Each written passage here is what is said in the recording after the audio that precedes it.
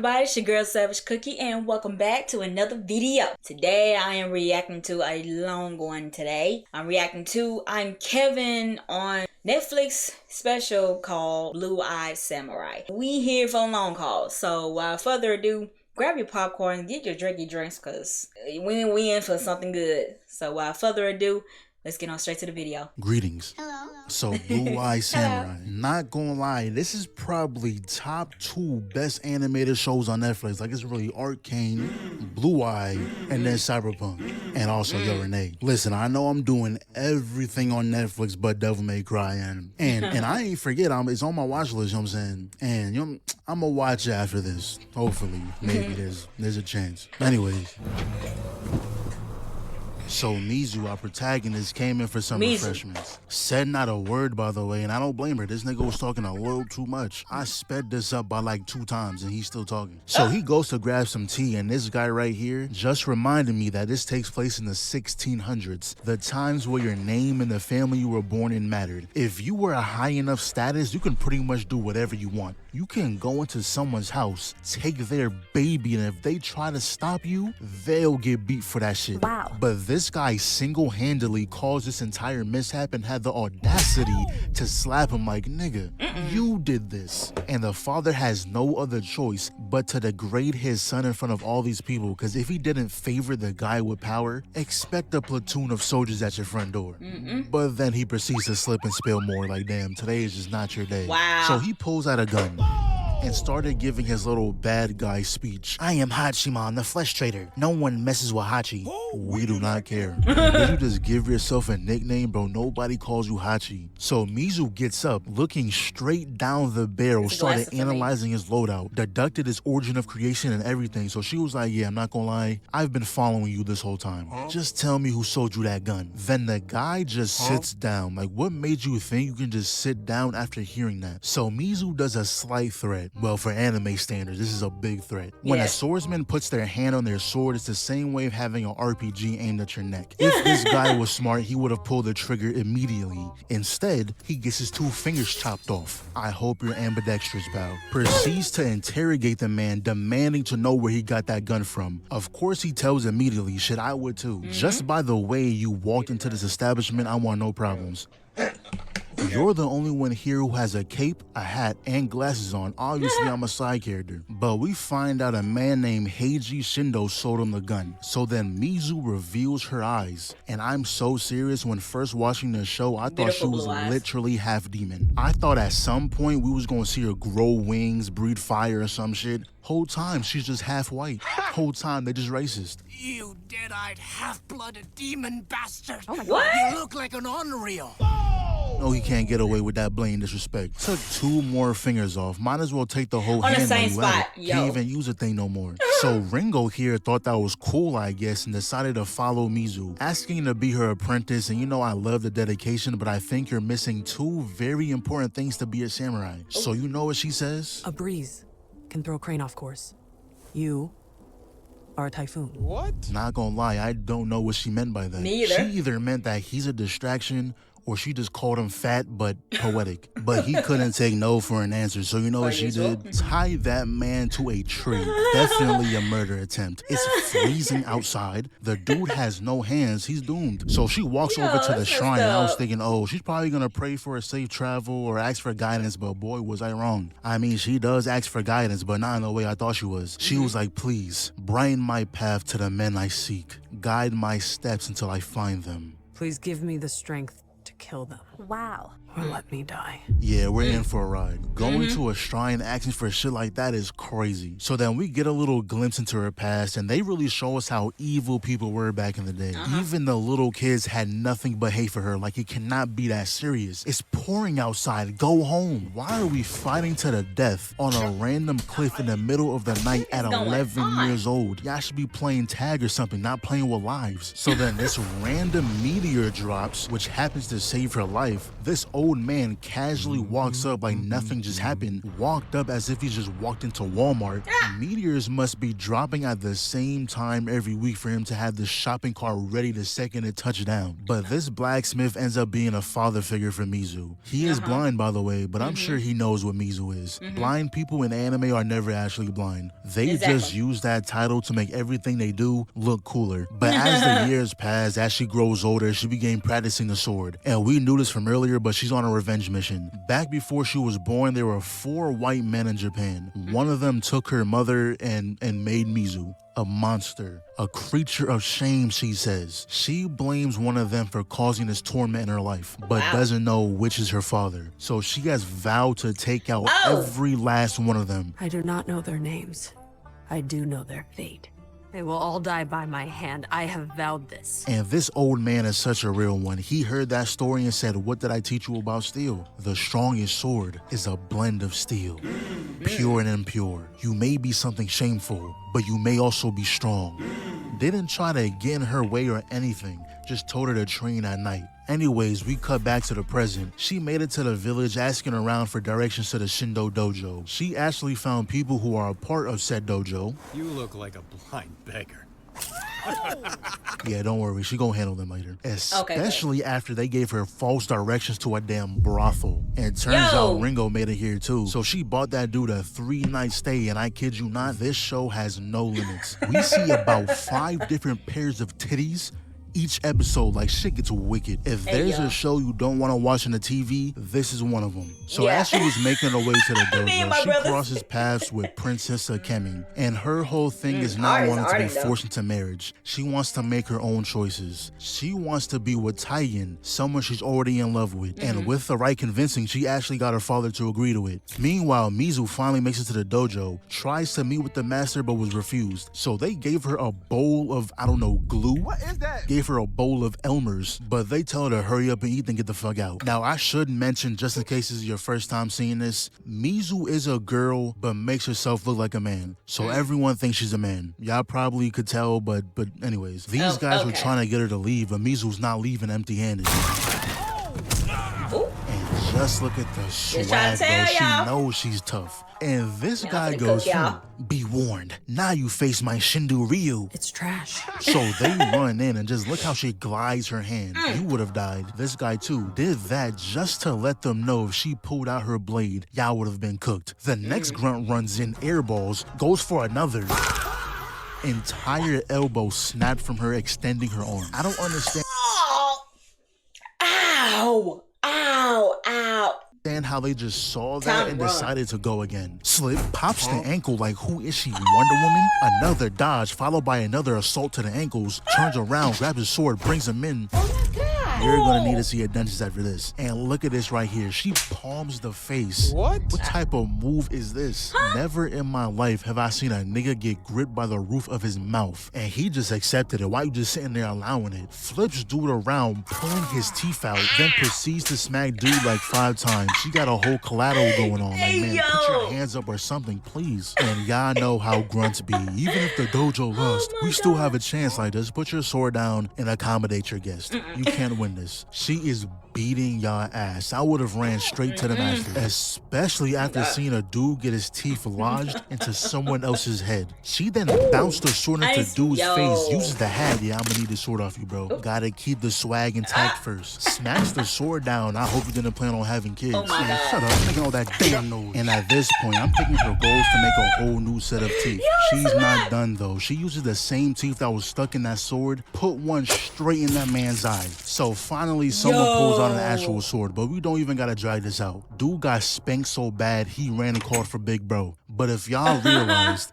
this is Tengen he's calling for. And this is when we found out his true nature. I don't think he actually loved Princess ImKevinn. He was just using her for more power. But anyways, he pulls up seeing MIZU putting straight belt to ass. And he think he's so tough for sneaking like, buddy, you are not him. And funny enough, this is the same dude that was bullying MIZU when she was younger. And I don't know how she even noticed that to begin with, but the little grunts in the back are doing what they always do. Glazing. Taigen has won over 64 battles. How how many duels have you won? Like, bro, she just put your whole clan on fraud watch. I bet dude in the back didn't even fight. He saw everyone getting their ass beat, so he just laid down. Anyways, enough of this. Yeah, let's take this shit outside. And man, can we bring this back? Let's put the guns away and bring the swords back. Like with guns, you can't have cold-ass one-liners like this. Thank you. No one has yet deserved my blade. He runs in, gets snow thrown in his eyes, still commits though, gets a little slash on her neck, and not gonna lie, MIZU got cooked in like 3 seconds, but she was restricted. On her Rock Lee timing, takes off the weights. Sword back in hand, man, bring your ass back here. Weave, excellent disarm, slashes the back of the knee, tosses him over, and somehow... Time out. So she was wearing weights. That's tough work. That is tough. Flips him with a blade. Stop. Damn it, Tigan. How the hell you get flipped with a blade?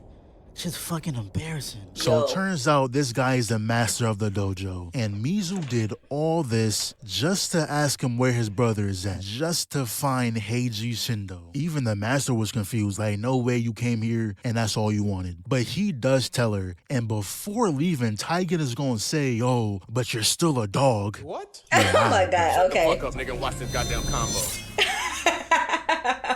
And look how she just walks out. She know that jungle's clean. Took that boy hairpin too, gave it to the needy. Cause he definitely won't be needing you now.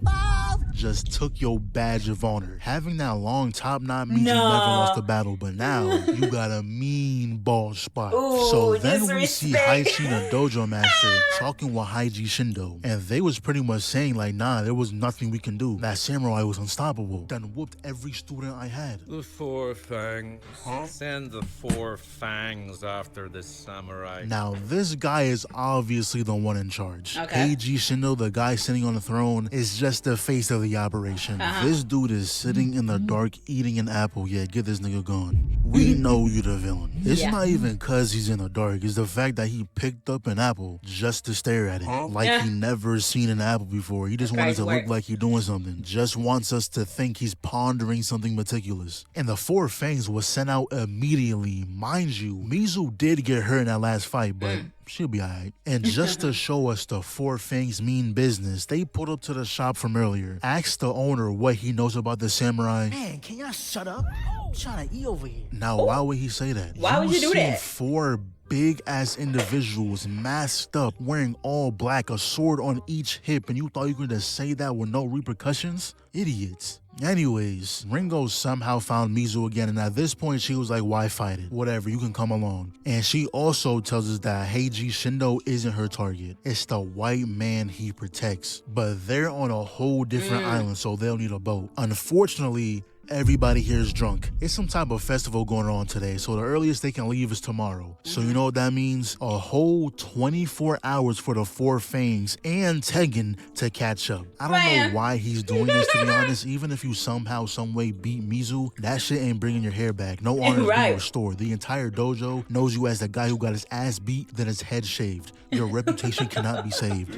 And the 4 fangs, man, I thought they were somewhat reasonable, but in hindsight, I should have known they were far from it when they killed that man for saying shut up. Because they pulled up to the village and killed everyone on the bridge. Like the guards, sure, I get that. But the people who were just waiting in line, like, bro, they would have moved out the way. Matter of fact, I'm sure they did move out the way and y'all still cut them down.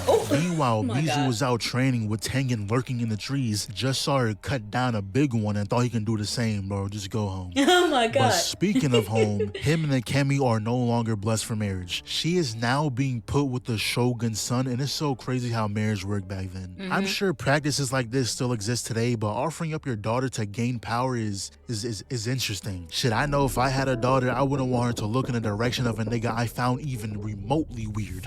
Anyways, she decided it's best for her to run away. Does get caught by Seki though, which is like her tutor, mentor, I don't know. He's like her uncle, if anything. But I have so much respect for this dude, because instead of straight up telling her no, get your ass back inside, he said, I bet, let's go. And as they were on the road, the carriage got attacked by bandits, and of course Seki handled it, but also this is the exact moment where Kemi realized she's not built for this shit. That the shoes took off her. Now she's gonna tough it out a little longer. Got a ride on this dude's wagon, but funny enough, the dude took them further away from their destination, and that is when she really knew she wasn't built for this shit. Seki knew this was gonna happen, so he pulls out a coin like, okay, let's go home. But she just couldn't let him get the I told you so. He was trying to explain there's only so many paths you can take, a wife or a whore. But you sold me to a rich man's son. How's that any different from being a whore? Traveling village to village for girls to buy. And girls are bought, sold by their own families. Ask them if it's different. Not gonna lie, Kemi, he cooked you. You know he did too. Look at your face. But you know what she does? Hits him with the oh. So you never believed in me. Oh my God, bro. Oh, hell. When he follows her into the tavern, he sees her pretending to be a courtesan. Which, I mean, can't be mad at it. If it works, it works. Got a free ride to the place she wants. Left Seki. Hey, see there? Hey. I mean, if she got nothing left, like she got nothing else, just this fast, she able to get one guy, sprinkle him some pretty little words, and she already got a free ride. Behind it all. But we cut back to MIZU, and you see that tattoo she got? Yeah, that's her hit list. 4 targets. She already got one. No clue who, when, or how, but she did it. Then she started hearing the festival going on, so she was like, oh, you know what? I'll check it out just for a little bit. Yes, we gotta postpone the festivities. She's in a tight spot right now because these aren't the weak-ass dojo members. These guys are trained for this. And look at her How do they know? This could have went so bad. If you landed even remotely wrong, your ass would have been tumbling. And real quick, down at the festival, they were doing this catch the magic stick thing. Pretty much if you got the stick, your wish will come true, right? But the whole reason I'm breaking this up is because, like I said earlier, this show would take any chance it gets. There were straight titties and meat on the screen like the whole shebang. Like someone sat here and animated every frame. I didn't think I was getting into a show with this much freedom. Anyways, everyone jumps down with her, and the moment I saw this, I knew these niggas were sorry. Or MIZU is just that much better than them. Got cooked immediately. Flips over the next guy, chops both arms off. Yeah, you're done. The main guy throws his sword, one of them knocking MIZU down, but one arm handstand just like that with the sunset in the background. You just trying to farm wallpaper. She did that though. And not gonna lie, that mountain looked way higher. I didn't think the ground was right there. But it's finally the main guy's turn, and we find out he has a blade from Master Iji, the blacksmith who raised MIZU. And we did get a whole flashback of the encounter. Long story short, he said he was a bookbinder. Iji find out later on he was lying, but it was too late. The sword was already made and in his hands. He just ran away. But I do like how they don't dive too deep into the, oh, I knew you once before. All this time, you're still the same. Nah, it's on some, yeah, I knew you. I didn't fuck with you then and I don't fuck with you now. We don't got much to speak about. Right. And the first half, it was just feeling each other out. Until she spots Tengen in the back, and that messed up her whole vibe. Got sliced because of that. No. But look at this right here. He thought this shit was a free win. Hold on. The waves are speaking to me. What? Just tossed the blade. Nah, the Four Fangs must have been fighting straight bums this whole time. Y'all don't deserve a code name like that. MIZU out here putting everyone on fraud watch. And now she gotta deal with this dude, which she can't. You're the reason she got sliced in that battle. And no honor comes from this. He had to put the sword down. But look at my dog, Ringo. I wish he threw a few punches. You're a little too level-headed, but I'm glad he ran in no hesitation. So as they're bringing her back to the shrine, we get a glimpse at her past. Damn, who do you think is looking for y'all, Neji? Hinata? You think they got Byakuguns out there? Ain't no one gonna see her eyes from that little crack. Now, something did happen though. The house got burned down. But it wasn't from her looking out the window shit. If it was, MIZU wouldn't have gotten away. Eventually though, the word of the Four Fangs' death has been carried out, and what did he do? Bro, he was the messenger. Y'all said this job comes with benefits, but y'all just killed that man over bad news. Bad news that he didn't create. Anyways, this is when we find out the white man, still don't know his name, has been here for over 10 years, all with the goal of taking over the shogunate. And after hearing the news of the Four Fangs getting killed, he was just fed up. You want me to gift my attention to some malformed half-breed who's handy with a sword. Spare a cup of concern towards our purpose and do it your fucking self. And I guess that's what he did, call this brute to get it done. But we cut back and see MIZU still injured. And Taigen is for real, writing a dual contract, talking about how many days until you can fight again. Like 2 days. And she's looking this dude straight in the eyes, saying, you should have killed me when you had the chance. There would be no honor in that. You don't want revenge. You want a party. When I find the men I've set out to kill, I promise you I won't waste a second on ceremony. So the next day rolls around. That brute tracked them down in what, a day? Surprisingly though, it wasn't to fight. He came all this way to deliver a message, pretty much inviting them to a tea party. What? They knew it was a trap, but after the note read from Heiji Shindo, MIZU did not care. Hopped on the horse immediately. That's exactly who she wants to see. And during the trip, of course there was shit talking, and MIZU was like, nigga, I can beat your ass with any weapon. A spear, a rock, matter of fact, come on then. Weave stops the attack, evades the next, grabs the wrist, and to be honest, I don't know what she did here or the purpose of it, but he stops her attack. Immediate finger separation, and look how ass-tanking is. Hitting the wounded area, bro, you suck. And you still got put on your ass. And this counts as a loss right here, by the way. You would have died. Then he goes back into the, oh, you're a monster. We used to tell scary stories about you. Well, you know that type of stuff. ya. Still rock his bitch ass, though. Look at him. I don't want to play no more. Paul, he broke my nose. And he trying to walk away all cool talking about some, you're around. We know. She got your nose leaking, buddy. Nobody thought it was a close call. So we see Ringo talking with Tigan, and at this point, I think he's actively trying to be a dickhead. Because no way he doesn't hear what's coming out of his mouth. He was like, you know what? After I murk your master, you come work for me. Can't be my apprentice, though, because, you know, half limb to a half wit, but you can work in the kitchen. And if I dumb down Ringo's response, he pretty much said, why would I work for your trash ass when I can work for greatness? So they finally made it to their destination. MIZU and Tigan was let in, but Ringo was told to stay out. They walk in, and it was actually a tea party. And after so long, they finally gave us a name to the white man. Fowler. And she just came out and said it. Yeah, I'm gonna kill him. I don't care what y'all two got going on, but it's not important. So Heiji tries to offer her 50,000 Ryu and to be appointed as the new lord of Sendai Han. Now, I don't know what that is, but it's not expensive. Also, as an insurance, we gotta take your thumb. Dude had an entire box just filled with them. Why do you keep those? But of course, MIZU wasn't gonna accept that. Heiji was kinda curious though. How would you even reach Fowler in his castle? And he really described the castle like it's the final boss room. Gotta cross the violent waters. 8 levels to reach his chamber at the top, each with a signature defense. By gassing all this just for MIZU to run through that shit in half the episode. Though he does give MIZU an alternative. He said he can get her inside that castle. She wants to murk Fowler, and he wants his partnership with him to end. All you gotta do is get into this barrel and I'll take you there. This nigga is crazy. Who in their right mind would just get inside a barrel? Like, surely you knew this wasn't gonna work. Now, obviously, he didn't come here alone. There's 500 of my best archers on those cliffs. If I drop this ribbon, you'll die where you stand. So you're gonna get in this barrel. Oh, brother, oh, now. I'm sorry. Sever the arm with no hesitation, and he wasn't lying about those 500 archers. Now, they wasn't gonna survive this. If it wasn't for this brute being a dumbass, he had Ringo cook something for him as if he's a part of the team. Of course he poisoned you. You thought you was gonna get a free meal? Got kicked off the cliff, so then he swoops in with his horse, carrying some type of armor on his back, and got the squad out of there. And you know, after a near-death experience, you tend to get a little more friendly with the ones you survive with, but honestly, I don't fuck with this guy, bro. They started hyping each other up like, oh, your shooting is so good. Oh no, your timing though. Wow, it was impeccable. Like, I can see it from a mile away. MIZU, pick anyone else, please. I kid you not, this dude called her mom a whore yesterday. What? The monster boy lived with his whore mother. Capital WH2. He paused before saying it just to add that extra emphasis to it. That's some shit I will never forget. We are not friends. Oh, grudges. I don't give a goddamn. I still hate motherfuckers from middle school. I don't wish none of you bitches well. But he was like, oh, it's such a shame our duel is tomorrow. I have to murk you before you can get your revenge.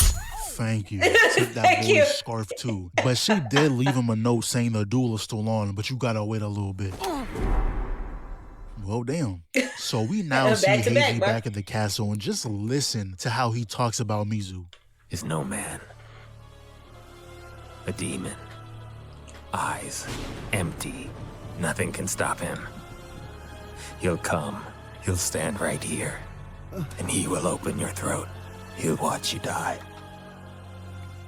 And turns out that brute is still alive, and he was the one who captured Titan. So we won't be seeing him for a while, and I'll tell y'all now, he was going through it. Meanwhile, we do see MIZU in another village. After talking with Heiji, he unintentionally revealed a way to get into the castle. Something to do with prostitutes, but this time period is so crazy. Folks would watch people get cut down in the middle of town and then immediately go back to grocery shopping. They'll watch someone's life get taken and then start thinking about eggs right after. Anyways, back to the plan. Gotta head to the brothel. There's someone specific MIZU was looking for, Madam Kaiji. But brothels are so funny to me because niggas really spend money to get tickled.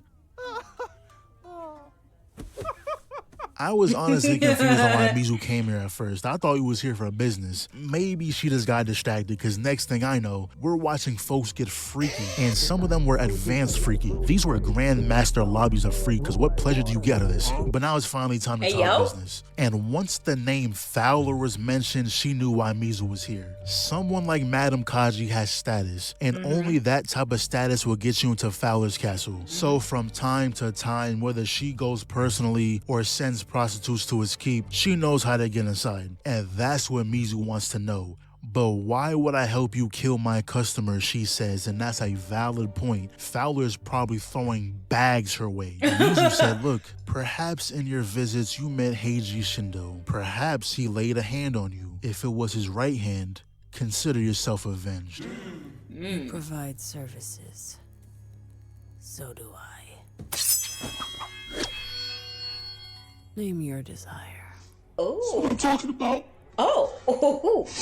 This shit means something to me, man. Man, I feel like a kid watching this. Got me jumping out my seat and shit. So she walks MIZU over to this gambling house where Boss Hamata resides in. And what did this guy do to get his guts spilled in the middle of the street? Madam Kaiji then tells us a story how once this father who'd grown tired of beating his daughter sold her away. He knew nothing about Kinyo except that she was deaf and mute. She pretty much raised her as her own from that point on. She grew to trust Madam Kaiji and told her she would rather die than be touched by a man again. And Madam Kaiji promised she never would be. But guess what Hamata does? You took her.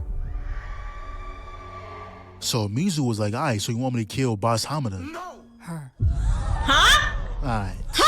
Don't you think that's a little rash? Maybe we should ask her first. She said we can't murk Hamata because if anything happened to him, his grunts will come down and eviscerate everyone in her care. So you have to murk Kinyo, but make it look like an accident. So until it's time for the job, we just gonna chill. But look who we run into. Akemi. Her father also just found out, by the way. Who the fuck is this nigga? But the reason she's here is because during her search for Taiyin, she spotted MIZU wearing his scarf. And it was pretty easy for her to get a job in a brothel, so getting to MIZU wasn't hard. The thing is, though, she knows who the fuck you are. So MIZU was like, damn, I got this crazy story. There was this one samurai in Kyoto, right? Trash. I beat his ass and shaved his head. And then guess what? He chased me down for a rematch. I don't remember his name, but yeah, he's dead now. I killed him. Just had to get in Akemi's head real quick. She tells her after that he's still alive. Afterwards, though, she ties her up and tells Ringo if she does anything stupid, end her. I got a job to do. This is an in and out mission. Stealth is the only option. So when she reaches Kinyo, does the hand sign Madam Kaiji told her to do, and if you thought there was going to be some type of happy twist, you were mistaken. Just like that. What sucks is I don't think she wanted that. Madam Kaiji was saying how she was being abused and all that shit in here, but she looked perfectly fine. Wasn't no scratches, marks, bruises, nothing. And I think MIZU knew that too, but Madam Kaiji didn't ask for her to be saved. For her to tell MIZU how to get to Fowler, she had to do what she said. Worst part is though, she didn't even have to die. Whole reason she told MIZU to make her death look like an accident is so she can be freed, but also so they won't storm to her doorstep. But guess what? They stormed to her doorstep. All because this little boy saw her. Now, I just want y'all to really take in how many people she's about to box right now. But one thing this show knows how to do is hype up MIZU. They started this episode with a play. A play? No one man can defeat an army, but one creature can. There once lived a Ronin. Seared into his soul was the day his lord was assassinated. On that day, he felt something rise within him, a storm in his soul. Kill everyone, then burn it down. Glasses come off, cape to the side, sword unsheathed is over for y'all. The first batch got off screen and y'all still want a box? Then we cut to the past. We see that MIZU was taught to pretend to be a boy, and most importantly, the day after the fire, when her mom passed, is when she got her purpose. I'll avenge us, Mama. I swear it.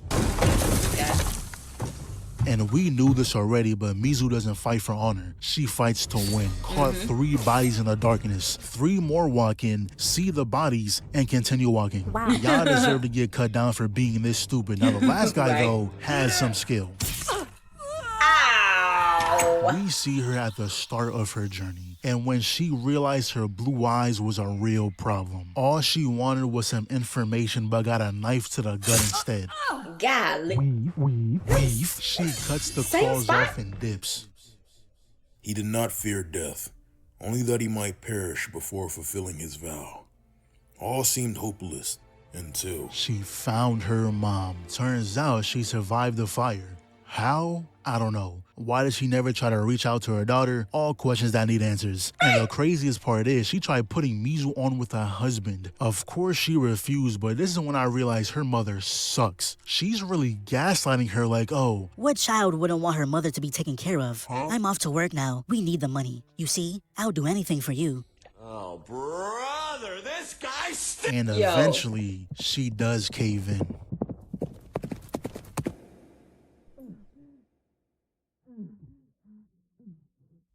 Oh, perfect. Just step in a single file line. Thank you. It makes our life so much easier. Runs out of here, turns around straight to the heart, kicks the body, creating some space, blocks the attack, and then honestly, I don't even know what the fuck she did here. A front flip taking out 4 dudes at the same time. She really just got a quad feed. And it's kind of weird seeing MIZU like this, in regular clothes, doing regular people things, but honestly, she could have lived a good life. The guy didn't care about her blue eyes. They were enjoying meals together, going on rides together. Like, is that a smile I see? MIZU smiling, you know she having fun. But we already know something went wrong. If life was so good, how'd she end up here? Tries trapping them inside. Not too sure what her plan was, but we still got a whole army to face. And not gonna lie, she should be dead. Right. The Nagitana. What? No better weapon when outnumbered in battle. And he did prove his skill. MIZU was impressed. But she says, I bet, let me show you how it's done. And cook that nigga. She disarms him, gives him her sword, and now he's upset. Your little ass on the ground. Jumps on top of the tree and she just playing up there. Comes back down, ducks his attack, spins over, blade between the arm, disarms him again. Then I don't even know. Broke his guard, threw the blade into the air, takes him down, catches the blade, unsheaths it, and nigga, you got your ass beat. And to MIZU, that's like her love language, but dude did not fuck with that at all, and I don't blame him, nigga. You whooped my ass. You are a monster. Really? Yo. After what seemed an eternity of sunshine, one day the sky darkened, still clinging on to hope that her husband's heart might soften. She was struck by the truth. Her own mother had given her away. Betrayed by blood, forsaken by her husband, she became the embodiment of hate. Grabs the Nagita and proceeds to take out every single soldier until the field was drowned in silence. History did not end here, for destiny will carve the same path. She chops his whole foot off, and those weights she has on isn't just a flex. Okay, she is turning her sword into a Nagita. Blocks this guy, takes off another weight, puts it straight in his throat, and peep her grabbing the hand. That's important. Slices this guy's arm off, but at the same time, took the claw off the other dude and finished him off. Slip blade straight to the neck and hold on. Adds another extension. She is pack-a-punching her blade mid-scuffle, and she is constantly taking off entire limbs. Steps on bro's back, putting on the final piece, and look at the landing. She put these two on the pole, kicks the dude away, flips them over, adds more arms to the pile, and look at the blade movement, another leg. Puts it between her legs, and if you enjoy walking, I suggest you move because she is taking all feet. But you though, hold this for me real quick. She grabs it and Yo. then twists. And not gonna lie, these are probably some of the smartest grunts I've seen. About Running time. away is your best option. It's really your only choice if you want to survive. But look how she continues to walk them down. And she is not one to repeat mistakes. Sorry, bro, you had to go. She grabs Boss Hamada and let the ladies do what they please. Back to the past real quick, and we see how the dude comes running back like, no, MIZU, I came to help. Like, nigga, we seen you. Made eye contact and all. You left her. Then he starts blaming the mom like, nah, you sold her out for money. And then the mom was like, no, he sold you out to win back his title. And MIZU was just tired of it, honestly. She allowed him to murk her mom, and then she murked him. And this is when we see Kyoto soldiers making their way here. They finally found Akemi, but she was like, I'm not going anywhere. Right, MIZU?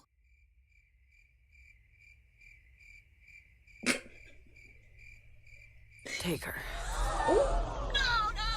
I don't know what she expected. To become an enemy to the nation for you? Out of your damn mind. I don't know if you just like forgot earlier you tried to poison her, so you know you're not getting protection privileges now. But Ringo here doesn't seem to understand that. He was like, no, you just left her. You're no samurai. A samurai is honorable. And I don't know why everyone just keep throwing that word around. MIZU has never claimed to be a samurai. Right. What forged this being? Hate alone was not enough. It took one more ingredient. Love, tainted by betrayal. With it came blood, despair, and the birth of the Onryo. Only one thing was inaccurate. I met an Onryo once. A real one. But it was incapable of love. I searched its eyes for a sign of love, or mercy, or good. There was only darkness. And I gotta say, they wrote this episode beautifully. The stage play, tying into the backstory, tying into the fight. Then it all comes together in the end when we find out it was being told to the Shogun. And how Akemi finished it off, I gotta give them a round of applause for that. Anyways, we made it to the castle. And thanks to Madam Kaiji, we know how to get in. But Heiji wasn't lying when he said every floor had defense. Shit, even the basement had defense. She started picking the lock and the entire underground got flooded. She does make it out though, and this sequence felt like a game stealth mission. And I know for a fact, if y'all played Ghost of Yote, they had to take some inspiration from the show. But we transition over to these guys real quick, and this dude put spoiled milk in a bowl and called it soup. You try to feed this to anybody, you deserve to get punished. But they're just quickly going over their plan. The shipment of guns are ready. They just need loyal men to fire them, and this guy, by the way, is the Shogun's advisor. He was like, oh, our men are trained and eager to serve. Each one hates the Shogun with all their heart. Now, what did the Shogun do to make y'all niggas this mad? The advisor is living lavish and even he wants him dead. But that's when they get news of MIZU's arrival and Heiji was like, oh yeah, I need to watch this. First room, closing walls with spikes coming out the side. I was gonna say easy, but her foot got caught. She'll be good though, just gotta walk it off. Next room, open area, trap doors, almost got hold, but she uses her weapon as a I can't think of the word, but look at that. More grunts. No starting weapon this time, but she says she don't need it. This nigga is trash. I don't even know how you allowed that to happen to yourself. No sword in your hand either. Did she just take your shit and then threw your ass? Then she flips all three of these grown men over. Like, what are they doing? And she just... Ow. Okay. Ow again. Ow. Ouch. Ow again. Owie. Owie, owie, ow. Oh my God. Flipping it around and shit. And then she rips the entire leg off. What are these guys made of? Play-Doh? Steps on his head too, by the way. Heart cores off two more. Smack dude with a drumstick. And not gonna lie, those blue eyes must actually be giving her powers. How does she hit him with the leg, then kick it through? Then she somehow got her hands on what?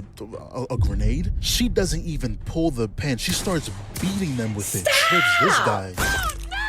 This gotta be the worst fate out of all of them. We know how strong MIZU is. She just pulled a dude's leg straight off the bone, and you telling me she just struck bro in his family jewels? No. Whatever was there is now gone, turned to dust. But she then grabs this dude's arm through the sword, picked this man off his feet, hit him with a damn shell shot, hopped off his back, threw that guy into the pit, does a double hop, sweep the legs. I don't know how he got that much airtime, but she dodged the sword, slams her arm down, fishes it to the other side, cut his foot. Then this guy fed that dude a mean heel and peeped the stench. Shoulder check, now on her back, slashed the Achilles, back the other way, took the kneecap out, goes back again, finished him off, goes back one last time, and bro, this was just unnecessary.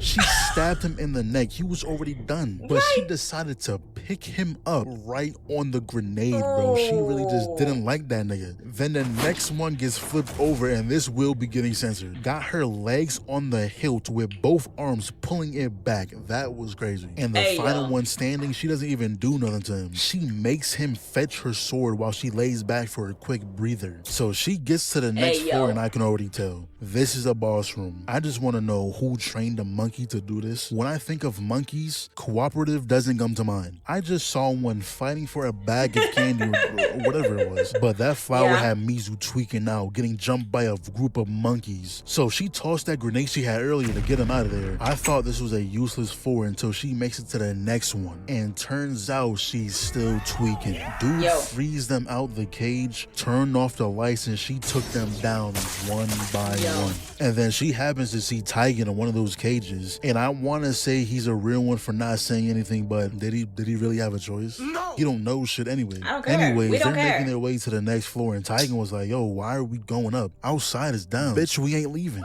Like at that point, just leave him. Come back when you done. And on this. Okay. Let's. First of all, leave him. I don't care about him. Don't care. Here come my mother a whore. No. First of all, no, we don't care. I still don't care about him. I still don't. Yo, these are some demon-made characters. This is demon light. Like, they don't care about life. Like, they don't care. They say they're finna off you. They will go through the hellish fire to off you. This floor, the brute was here. Still don't know how he survived, but Tiger was like, was he poisoned? No one gets to kill you but me. Shut up, nigga.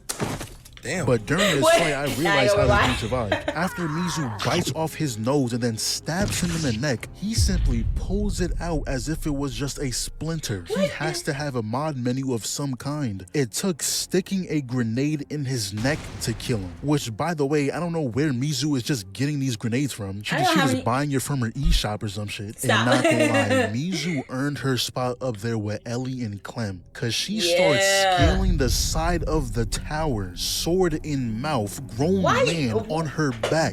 She is doing all this to kill one person who, by the way, she doesn't even know if he was involved in her life at all. She's doing this on a just in case, on a what if, on a maybe, on a possibility, on a in theory, on a it's possible, on a the chance isn't zero. Like, nigga, what's she doing? But meanwhile, Heiji is upstairs terrified, looking all around for MIZU, can't find her at all. And this is the smartest guy here. Oh, MIZU disappeared, you say? I'll do the same. She not better catch me here. And this dude says, oh, no one would dare attack us here. An attack on the Shogun's emissary is an attack on the Shogun himself. Huh? Yeah, you think she would have got to the last door and say, oh man, maybe next time, I guess. Like, nigga, no. Got your man's killed because of that. The advisor comes through getting absolutely dealt with, and look at this guy. Ran for the blick immediately, broke straight through her sword, and MIZU went from looking invincible to looking like a regular person. Ends up seeing that tattoo on her arm and was like, oh, I heard something happened to old Violet. Was that you? And started rocking her, bro. That gun really gave her immunity for this episode. Cause the things I've seen this woman do, that little ass bullet shouldn't even do a dent. Tigan even tried sneaking him and that ain't work. Yo, started beating that nigga too. He would have been doomed if MIZU ain't get that flashback of Ringo. And I think right here is when she decided to be the hero Ringo thought she was. Grabbed Tigan and hopped out that window. And Ringo just happened to be there for when they fell in the water, you know. Shout out to Plot. He has no hands too. I don't. How do you? Yo, it's a lot. I don't know. Anyways, Ringo somehow ends up finding OG. Must have been a block away from the castle if they got to it that easily. But as they're healing up, Fowler and Heiji deadass went on a freak adventure. Like, I gotta blur this shit. Every city they went to, it just got worse and worse. And I'm not using the word freak lightly. I say it a lot, but I actually mean it this time. I was genuinely confused on what they were doing. Anyways, Fowler ends up telling Heiji that the shipment of guns will arrive on fishing boats in 2 days. So while Fowler was busy over there, Heiji writes a letter to the advisory telling him in the next 2 days, search every port, every fish yard, every boat. We have to get our hands on these weapons before Fowler does. But now we finally see Akemi again, and yeah, she's back in that prison. And because it's her wedding week, everyone's in town, so she happens to run into Madam Kaiji. Chopped it up a little bit, but she was like, girl, stop that fucking complaining. You're mad because you have to fuck one nigga, bitch. We had to fuck the whole block just to get here. I want to be in control of my life. Stop running to and from men and decide what you want for your fucking self. So then we cut to them having some royal meeting, and look what they fed her. Yeah, nah, I'm flipping that table. I'd become a traitor before I consume that shit. And she made one little face and everyone in that room looked over like they don't got a fresh bowl of rice, soup, and vegetables. How about y'all come over and eat this shit? Anyways, later on, she ends up getting down with her husband because, you know, all a part of the plan, gotta control him. Talks to Madam Kaiji again and told her she wants to buy out all these girls' contracts. They're the only people she can trust here, so they no longer need to be prostitutes. But this girl right here was actually the one digging in Fowler's butt earlier, so she heard everything they were talking about. The guns, the shipment, the army, that this all is taking place during the Lord's Assembly, everything. She tells all that to Akemi, who then brings it to her father, who then pushes her off a roof. He was a part of this the whole time. So he grabs Akemi, locks her in the dungeon, but what he doesn't know is that Fowler wants to kill him too. Now we cut back to Heiji, who just got news that nothing was found in any boats, ports, fishing yards, nothing. Because Fowler was smart. It wasn't smuggled in some random crate. It was hidden to look like regular items. Gave him a demonstration on what these guns can do. And one of the men happened to be the advisor. He found them trying to steal his delivery. Heiji is so lucky Fowler didn't suspect him at all. But we're gonna fast forward a little bit. MIZU and Taigen are fine. They were play fighting a little bit and question, if Taigen got turned on by this, is he gay? She is. That is a thought. That is a thought. It was a lot. That is a lot. Is a woman, but he don't know that. That's a nigga to him. That's a man to him. That's an XY chromosome to him. So that means in his head, he was wrestling a man and got bricked. And then right after, he hates her again. Because she told him how Akemi got dragged away by soldiers and how Fowler is planning an attack on the Shogun, so he was like, oh. So you've known all this time? What kind of samurai are you? And everyone is still throwing that word around. I don't get it. So he proceeds to call her a demon and then walk away. So after that, it was time for MIZU to forge a new sword. And why she has all this writing on her body is because she has to be one with who she is. You can't be half. How she able to do that? What? Did that explain why she had writing on her at all? Not really, but that's what they said, so that's what I'm going with. Okay. Anyways, earlier when she tried, the steel crumbled, but this time she succeeded. Though she doesn't even end up making a sword. She goes to OG and was like, yeah, you're right. I'm not worthy of this metal yet. I'm gonna head over to Edo, kill that guy, and if I return, you can determine if I'm worthy. And they threw the movie borders on. Now they're getting serious. But her plan isn't only to kill Fowler. It's also to save Akemi. And speaking of her, Seki actually goes against her father, freeing her and locking him in that basement. Also ended up running into MIZU on their way out when she tells her about Ringo waiting at the sewer, which is when we also see Taigen posing as one of the guards. He ends up convincing Ringo to come with him to warn the Shogun, and to be honest, y'all need to be fired. You can probably see that shit without the telescope. It's 1,000 men marching with red flags in the air. So now Ringo and Taigen is personally protecting the Shogun, which, by the way, Ringo, Akemi's escape plan relied on you. I don't know if you forgot that, but anyways, yeah, the first line of defense gets absolutely demolished. On to the next. The second line of defense gets absolutely demolished. Third line of defense gets absolutely demolished. Meanwhile, on the inside, Heiji is blicking the entire squad squadron, 4th line of defense, absolutely demolished. They get to the main gate and take a guess on what happens. So in about 10 seconds, they made it to the Shogun, and is it wrong that I think Fowler is kind of cool? He's a little weird, very weird, but he's a villain through and through. He's doing all this just because he wants to. The Shogun was like, you think I fear death? Put away your gun. I will die with honor. Murked him instantly, and that's why I like Fowler, bro. He's not one of those villains who drag stuff out and somehow lets the person get away. He talked for 2 minutes max just to embarrass him. You will bow to us, or you will die now. You didn't even give him a chance. Couldn't even comprehend the sentence with the time you gave him. All you heard was sim language and you shot him. But now it's time for his sons. Until MIZU rips through the door and destroys the gun. Dodges a bullet too, by the way. Her and Titan fighting them off, and for some reason they're not shooting. Like, there's 4 of you with guns. You gotta at least take one of them out. But Fowler books it out of there. MIZU was hawking him down, but first, Titan gets his well-deserved revenge. Dude was trying to play dead like we ain't see him. Hold this sword for me real quick. And now the roles are reversed. MIZU has the gun and Fowler has the sword, but I hope you ain't think this was a one-on-one. Oh my God. Oh my God. Sorry. Immediately cooks this dude. Like, come on, bro. You might as well have just watched. Hopped in a fight for what? Just give MIZU the sword and go look for your girl, bro. You can't handle these lobbies. So she runs to the next room, and Fowler done made a mistake. You did stab her, but you also gave her a weapon in the process. One she knows how to use. And she straight up tells him, this doesn't end until you die. Set the place on fire just so he can escape. And I'll tell you, she is dead serious. Got that boy fleeing. He ain't care about the fire no more. And she just walks through. Entire building on fire, but she's taking her time. Meanwhile, we see Akemi and Seki making their way out. Decided to trap the soldiers inside, making sure they lose. But from this angle, I immediately knew what was going to happen. They took out Ankh, man. And his final words was telling Akemi that his dream for Japan is one that is ruled by her.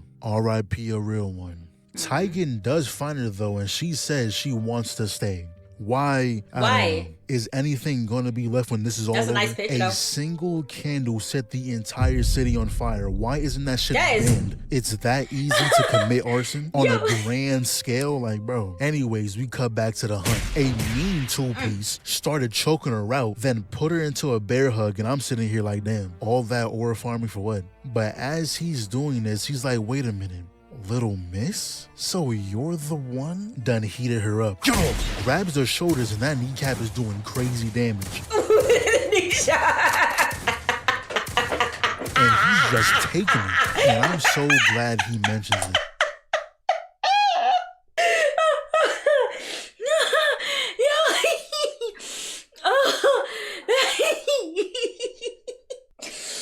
Just repeat onslaught with the knee shots. Yo, I can't. Oh, this show is crazy. I love it. Oh, man. Too bad it's on Netflix. Crap. Okay, we're nearly there. This biggest city in the world is burning to the ground as a blood sacrifice to your revenge. That's exactly what I was thinking this whole time. I know you ain't mean to do it, but you did do it. City in ashes to take out one man. But we also find out that her mother wasn't actually her mother. That was her maid, paid to keep her hidden, which she did until the money ran out. And Fowler was saying, if you want to find the other two, you need me alive, because I know another word that you don't. London. So with the city in ruins, the wife of the Shogun and his 2 sons made it out. Akemi joins them. Ringo reunited with OG, saying he waited and waited, but MIZU never showed up. And that's because she has Fowler locked up while she sails over to London. And that's all. That concludes season 1. Netflix did their thing with this. I truly enjoyed every moment of this show. 9 out of 10. I just seen season 2 is in production. I'm here for it. This show is up there as one of Netflix's top 5, top 3. Is up there. Anyways, see you whatever the next video is. I don't know when this video coming out, so yeah. Yo. Oh my God. Thank you for putting me on another one, Kevin. Because wow. Please leave a like and please subscribe. And I will definitely see y'all guys on the next one. Deuces. Switch.